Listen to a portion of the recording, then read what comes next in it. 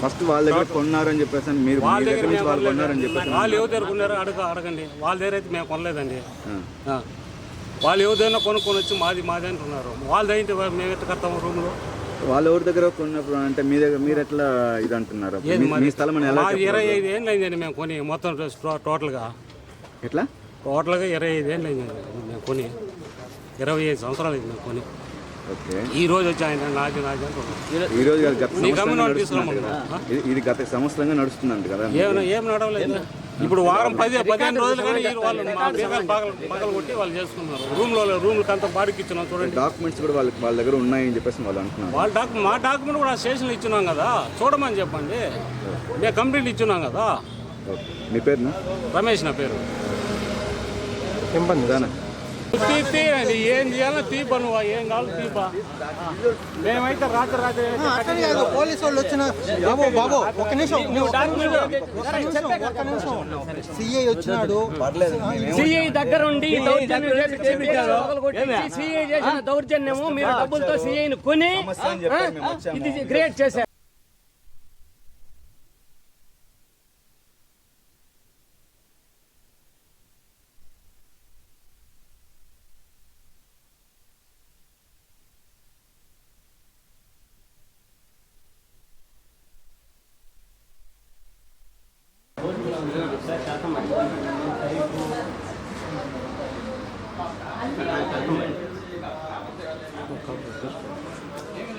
గైనండి లోపల చీకటి ఉందా? లోపల చీకటి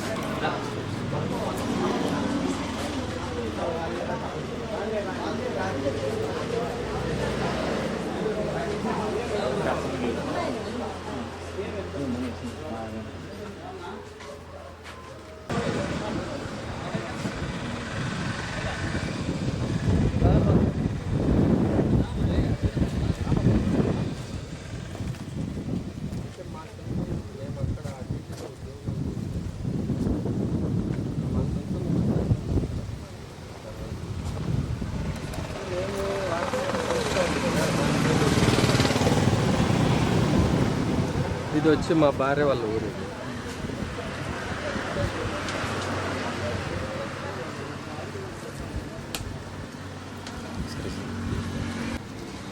ఆ పక్క పెట్టుకో, మమ్మల్ని పెట్టి ఏం చేసాడు? మాకేం ఇట్టెందుకు పెడుతున్నావు? ఆ పక్క పెట్టుకో అంటున్నా. కెమెరా ఏం పెట్టినా ఏం పెట్టినా పక్క పెట్టు కొంచెం ఉన్నా. ఏం పెట్టాను? కెమెరా నీకేమైనా పెట్టినాను? ఫోకస్ నీకేమైనా పెడితే నువ్వు మాట్లాడాలా? నా పాటికి నా పని అనేది చేసుకుంటున్నాను. నేను తప్పు చేసినావా? ఏమైనా తప్పు చేసినావా? మళ్ళీ తీసేవాడిని నేను మాట్లాడుతూ ఉన్నావా? చెప్తా ఏందో చెప్పు. ఏమైనా తప్పు చేసినావా? మళ్ళీ ఎందుకు మాట్లాడేదే?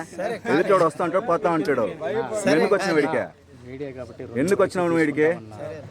ఎదుటని ప్రశ్నించడం కాదు.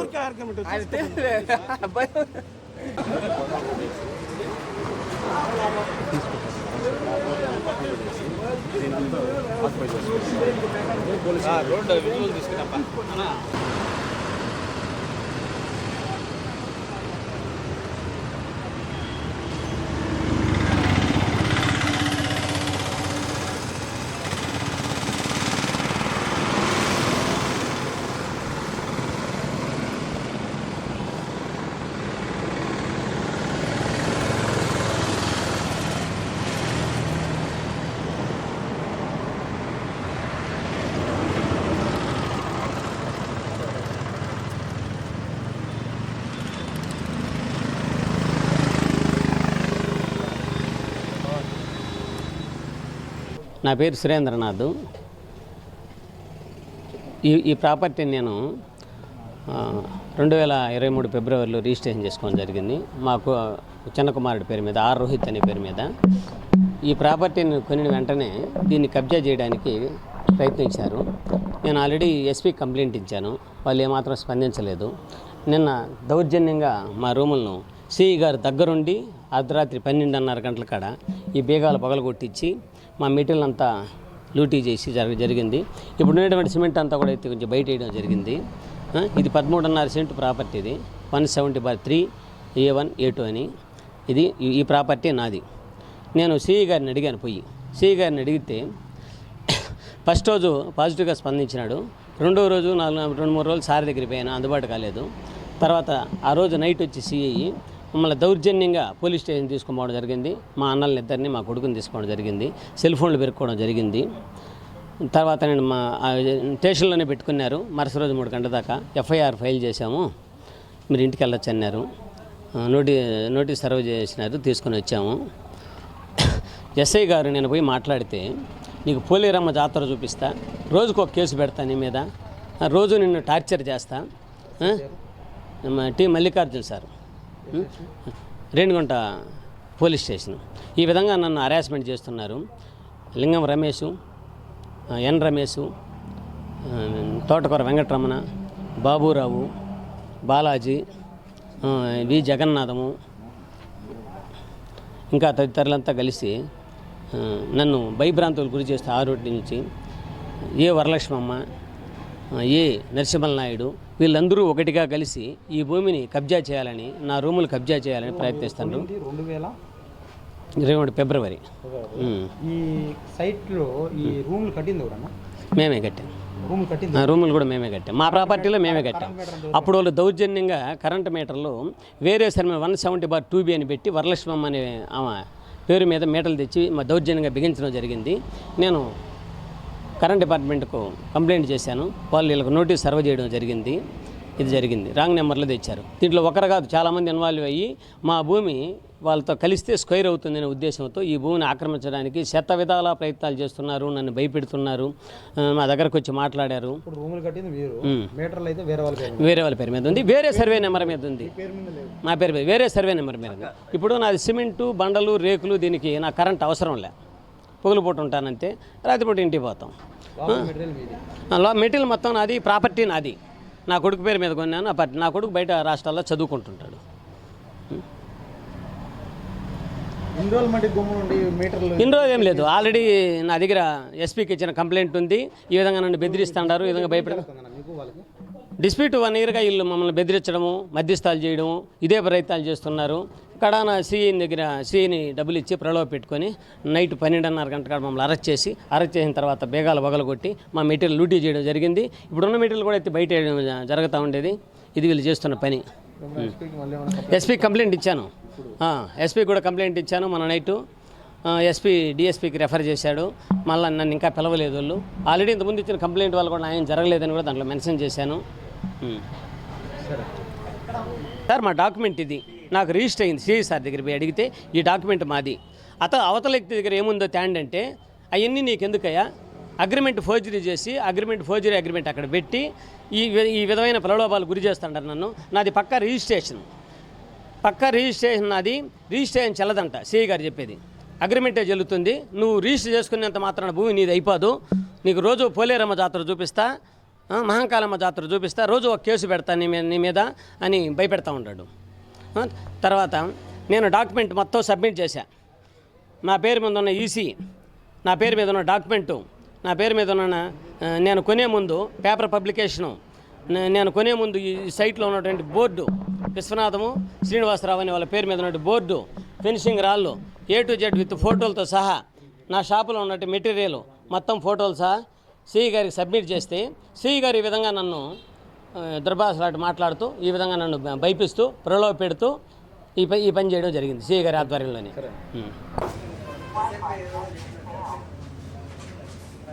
ఈ సబ్జెక్టు బాగా తెలిసిన వాళ్ళు ఉంటే అర్థం చేసుకోగలుగుతారు.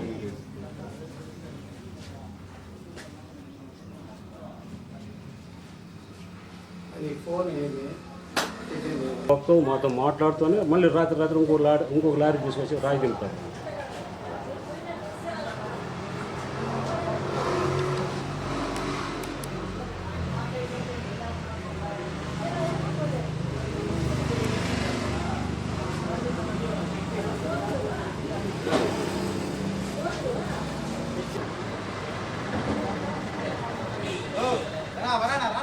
వస్తున్నా.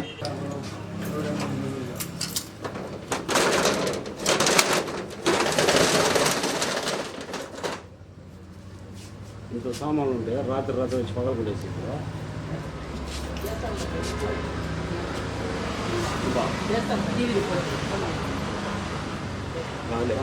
వీళ్ళే కానీ రూమ్లు ఎవరు బాడికి ఇచ్చింది?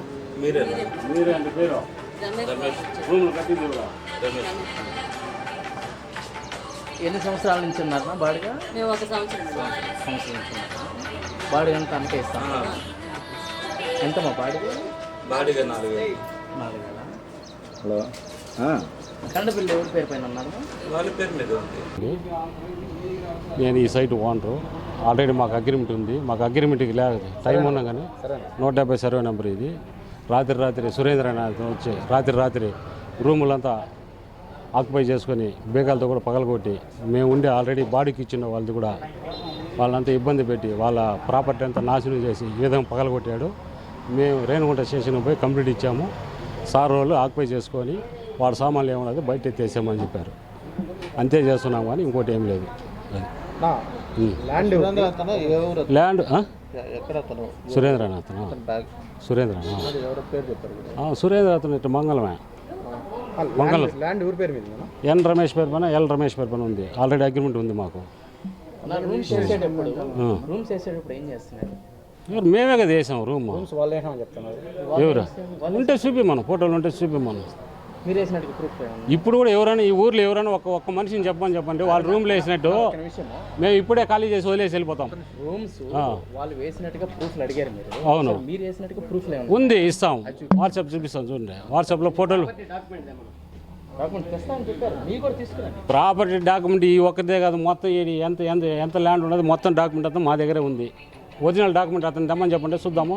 నేను ఈ బిట్టు కోసం అనగానే ఇది ఇట్లా చేస్తున్నారనేసి వాళ్ళు ఆరోపిస్తున్నారు. అయ్యా రూములు అయితే ఆల్రెడీగా మేము వైజాగ్ అనే వాళ్ళ దగ్గర మేము టోటల్ ఎక్స్టెంట్ కొనుక్కున్నామండి.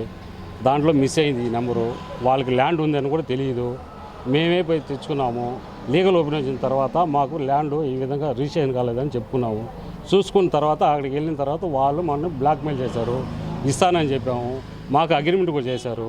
2022 9వ తేదీ నాకు 6 నెలలు టైం పెట్టి మాకు అగ్రిమెంట్ చేస్తున్నారు. 38 లక్షలు మాట్లాడుకున్నాము. 18 లక్షలు అడ్వాన్స్ ఇచ్చాము. 20 లక్షలు బ్యాలెన్సు. ఈ లోపల పోయి వీళ్ళకి రిజిస్ట్రేషన్ ఇచ్చారు. వైజాగ్ వాళ్ళు సురేంద్ర అనే వాళ్ళకి రిజిస్ట్రేషన్ ఇచ్చారు.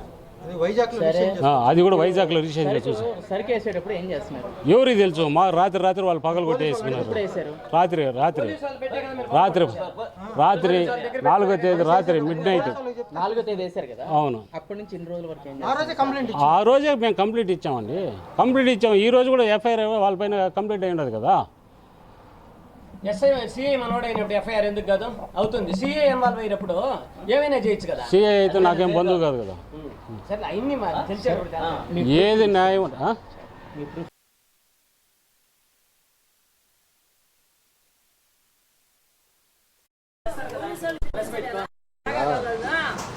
వీళ్ళకి అన్యాయం జరిగినప్పుడు వాళ్ళు పిలిపించలేదా?